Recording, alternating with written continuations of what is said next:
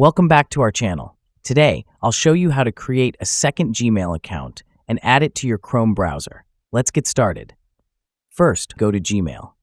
If you're already signed into an account, click on your profile icon in the top right corner. To add an existing Gmail account, click on Add Another Account and enter your email address and password.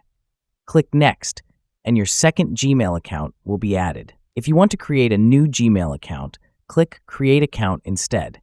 Choose whether the account is for yourself, a child, or a business.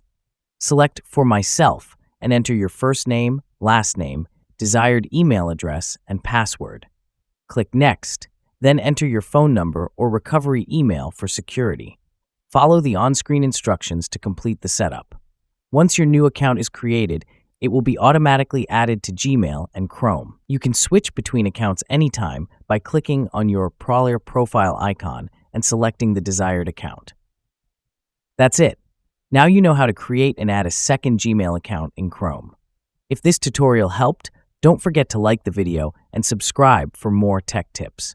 Thanks for watching.